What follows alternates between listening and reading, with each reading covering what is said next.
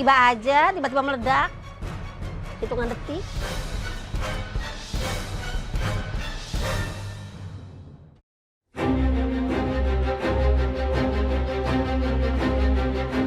Sejumlah warga harus mendapat perawatan akibat luka bakar yang dideritanya. Luka yang dialami warga Sawah Besar, Jakarta Pusat tersebut disebabkan oleh ledakan tabung gas LPG dari salah satu rumah warga yang sedang kosong. Diduga gas bocor dan menyambar api dari warga yang sedang memasak di depan rumah. Kasus ini kini ditangani oleh pihak Polsek Sawah Besar. Petugas telah memasang garis polisi di lokasi kejadian.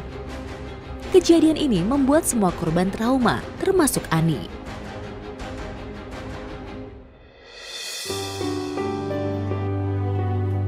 Peristiwa berawal saat Alan akan pulang ke kampung halamannya di Bangka Belitung.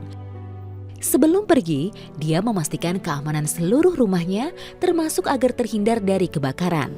Aduh, kayaknya udah aman nih rumah buat ditinggal. Bismillah deh. Setelah dirasa aman, Alan pun bergegas meninggalkan rumah. Besok kita mau menggakan. Ya, tinggal di kawasan padat penduduk membuat warga akrab satu sama lain, sehingga Alan tidak sungkan menitipkan rumahnya kepada tetangganya. Misi Bu, pamit ya. Oh iya. Titip rumah ya Bu. Oh iya. Mau ke Bangka berapa hari? Ibu, makasih ya Bu. Iya. Jadi besok kita masaknya jadi ya. Ya enak.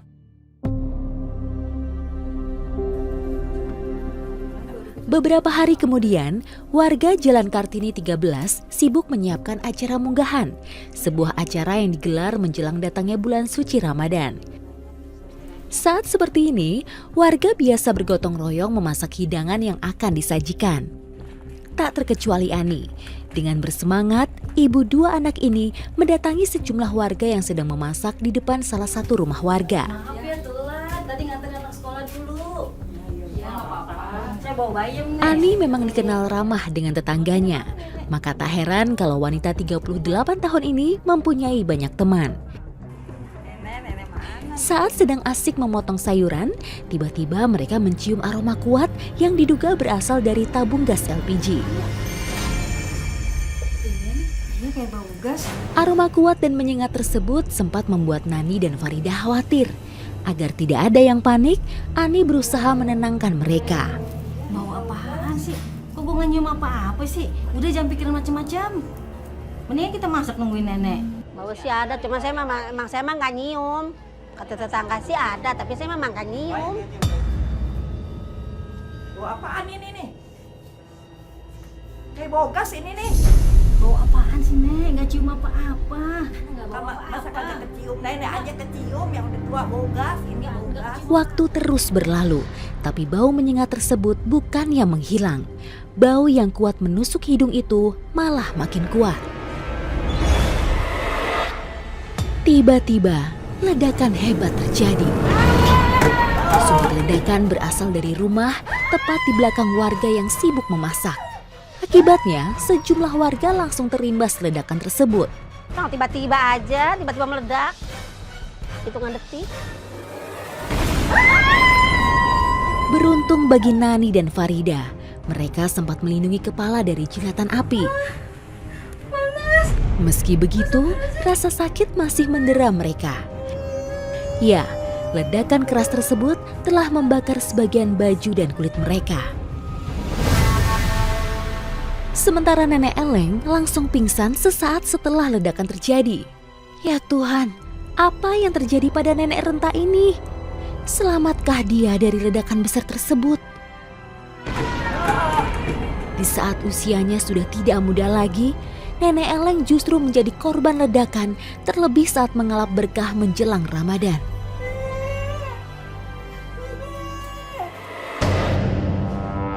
Kaki Nenek Eleng terluka parah terkena semburan api. Beruntung bagi Nenek Eleng, Nani dan Farida berhasil menjangkaunya dan memberikan pertolongan pertama kepada Nenek Eleng. Saya emang lari ke kosan sendirian.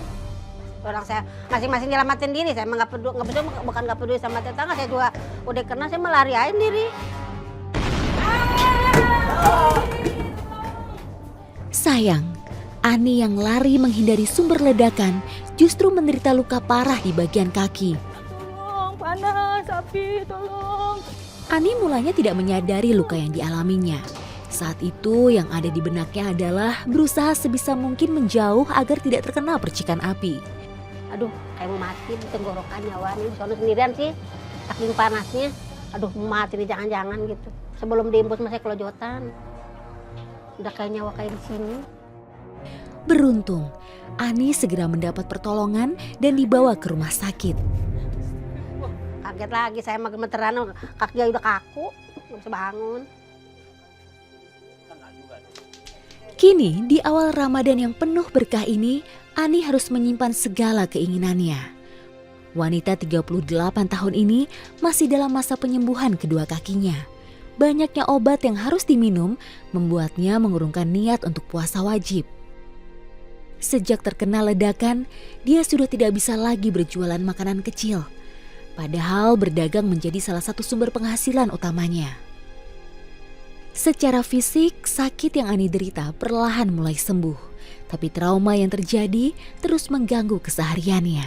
Ada trauma, tapi ada rasa takut juga sih. Malam juga mau lewat juga takut juga sih. Temenin tetangga, takut juga, ada rasa sedikit lah.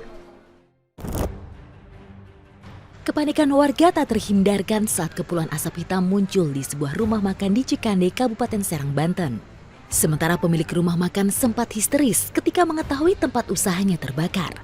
Beruntung, warga sekitar kejadian berhasil memadamkan api sebelum si jago merah semakin besar. Tidak ada korban jiwa dalam peristiwa ini. Diketahui api muncul setelah terjadi ledakan tabung gas yang diduga akibat kebocoran regulator gas.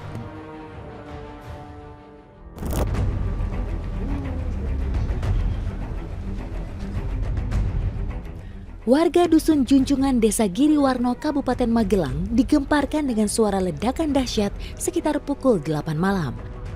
Warga yang baru pulang dari sholat taraweh langsung menuju ke rumah milik Mufid, tempat ledakan berasal. Akibat ledakan ini, pemilik rumah tewas di lokasi kejadian, sedangkan 3 orang terluka dan langsung dilarikan ke RSUD Tidar, Kota Magelang. Tak hanya itu, ledakan menyebabkan 35 rumah rusak, mulai kerusakan berat hingga kerusakan ringan. Dari hasil penyelidikan sementara tim Gegana Polda Jawa Tengah, diduga ledakan berasal bahan petasan yang berada di lantai 2.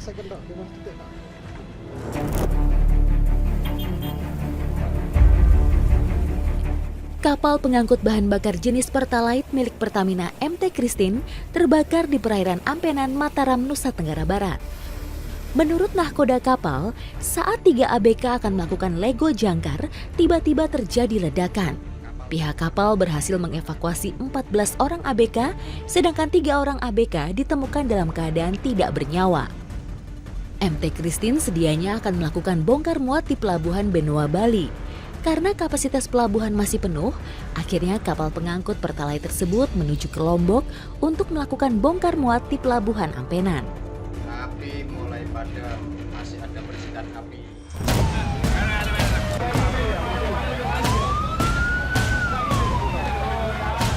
Lapak pengepul barang bekas dan penampungan hewan kurban di Pondok Sawit, Jakarta Timur ludes terbakar.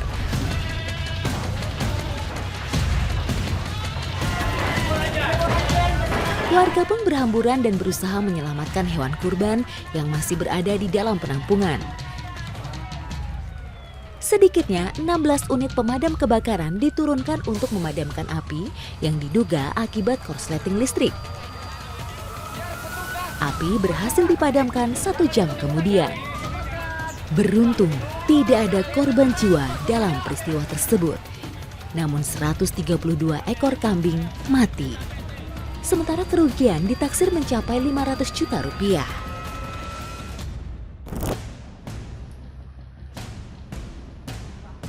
Sebuah mobil yang diparkir di halaman rumah di Kanigoro, Kabupaten Blitar, ludes terbakar. Arif Suryanto, pemilik mobil, langsung meminta bantuan pemadam kebakaran setempat untuk memadamkan api. Beruntung, tidak ada korban jiwa dalam peristiwa ini. Mobil yang terbakar terakhir kali dipakai hari Jumat malam. Pemilik diduga lupa matikan audio hingga menyebabkan konsleting listrik.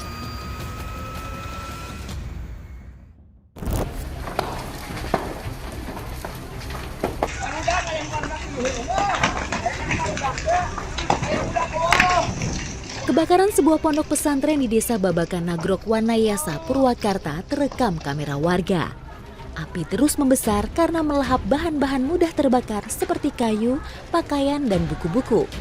Menurut keterangan santri, api berasal dari atap lantai 2 asrama. Namun para santri tidur kembali karena menduga hanya api kecil. Santri kemudian lari saat api mulai membesar. Diduga kebakaran terjadi akibat konsleting listrik. Beruntung tidak ada korban jiwa dalam peristiwa ini. Api berhasil dipadamkan 1 jam kemudian.